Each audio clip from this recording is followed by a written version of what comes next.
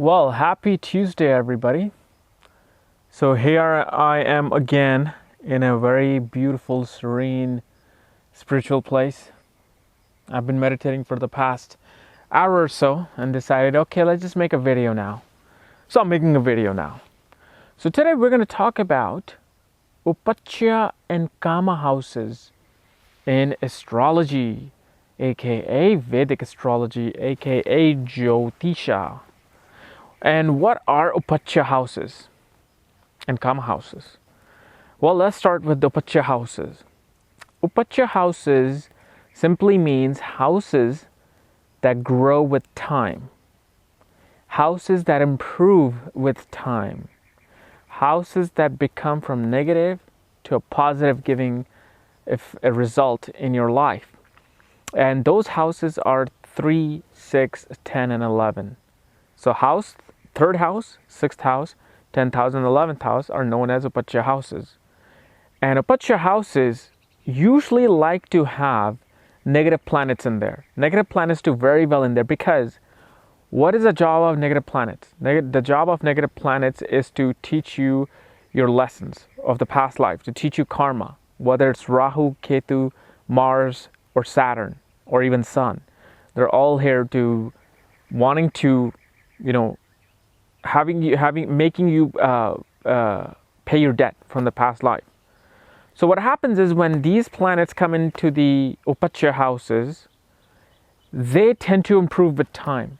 So instead of teaching you all the time lessons, making you feel down and giving you negative situations in life, with time it improves. Then they start giving you positive results in time. And usually this happens between the age of 30 and 35. The Upachya houses tend to go from negative to either neutral or negative to positive.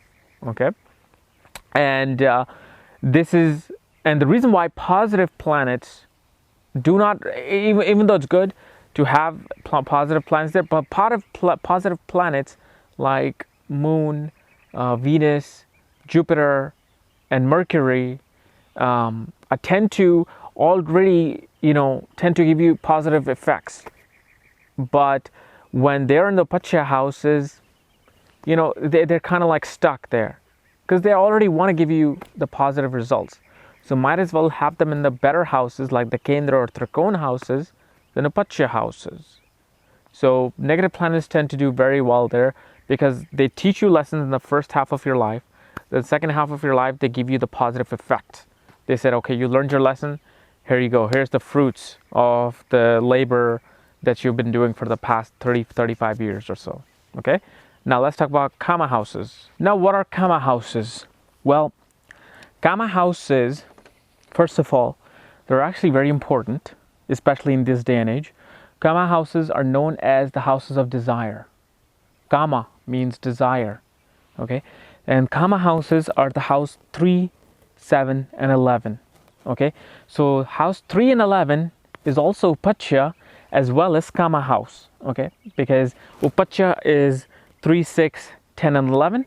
Kama houses are 3, 7, and 11 houses, and these are known as the houses that fulfill your desires, that fulfill your need in this life. And it's not just about the wants. It's not about the needs, I should say. It's not about even the needs. It's about the wants. We all want a luxurious car. We all want that big house. We all want to be famous. We all want to be, respected and, adored by the rest of the public. And so these houses are there to fulfill your wishes, these Kama houses.